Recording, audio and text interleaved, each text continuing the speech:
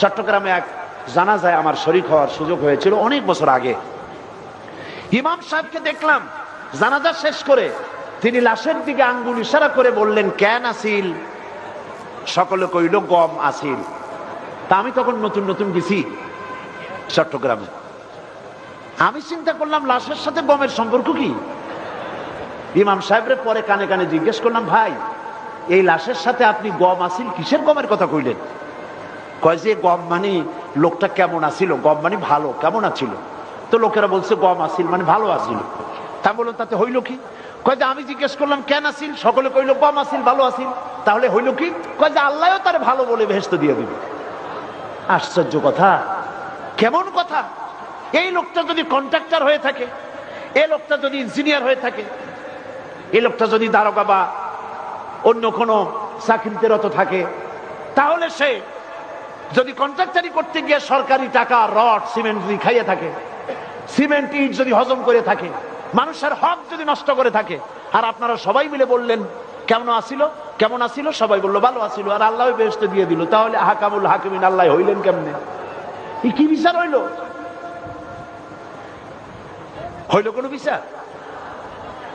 আপনি যখন মারা যাবেন কবরের ভিতরে রাখা হবে, আর বলা হবে বিসমিল্লাহ আলা মিল্লাতে রাসূলিল্লাহ, আল্লাহর নামে রাসূলের দলে উঠাইয়া দিয়া গেলাম। সুবহানাল্লাহ তো কইলেন, আগে বোঝেন কি জিনিস। আল্লাহর নামে রাসূলের দলে কারে উঠাইলেন? চিন্তা করুন সবাই, কান খুলে শুনুন। আপনি যখন ছাত্র ছিলেন, ছাত্র জীবনে যত অল রাইটিং করেছেন সবগুলি মানুষের নামে স্লোগান লিখেছেন, আপনার অল রাইটিং আল্লাহর কাজে লাগে নাই। জীবনে মিছিল করলেন, কোন মিছিলের স্লোগান আল্লাহর কাজে লাগলো না। আপনি বক্তৃতা করলেন, আল্লাহর কাজে লাগে নাই, রসুলের কাজে লাগে নাই। আপনি বই লিখলেন, আল্লাহর কাজে লাগলো না, রসুলের কাজে লাগলো না। ছাত্র জীবন শেষ হয়ে গেল, আপনি নেতা হলেন, মিটিং করলেন, মিছিল করলেন, হরতাল করলেন, বিক্ষোভ করলেন, সমাবেশ করলেন, নির্বাচন করলেন, ভোট করলেন, চাঁদা দিলেন। আপনার চাঁদা, আপনার ভোট, আপনার নির্বাচন, আপনার বক্তৃতা, আপনার জীবনের কোন একটি টাকা থেকে শুরু করে জীবনের কোন কাজ আল্লাহর কাজে লাগে নাই, রাসূলের কাজে লাগে নাই। এরপরে আপনি মরে গেছেন, মরা শরীরটা নিয়া কবরের ভিতরে রেখে বলা হলো আল্লাহর নামে রাসূলের দলে উঠায় দিয়া গেলাম। আপনি বিবেক খাটায় বলেন, আপনার সারা জীবনের শৈশব, কৈশোর, যৌবন, প্রৌঢ়ত্ব, জীবনের কোন একটা দিক বিভাগ আল্লাহ এবং তার রাসূলের কাজে লাগলো না।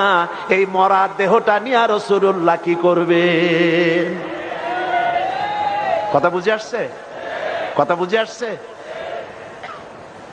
সুতরাং আমার কাজ, আল্লাহ আমাকে শিখাচ্ছেন, কুল ইন্না সলাতি ওয়া নুসুকি ওয়া মাহইয়ায়া ওয়া মামাতি লিল্লাহি রাব্বিল আলামিন। পড়েন আমার সাথে, কুল ইন্না সলাতি ওয়া নুসুকি ওয়া মাহইয়ায়া ওয়া মামাতি লিল্লাহি রাব্বিল আলামিন।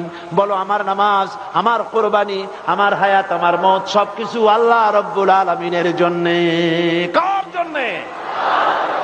এই কথাকে বিশ্বাস করতে হবে, আর এইভাবে নিজের জীবনকে পরিচালিত করতে হবে।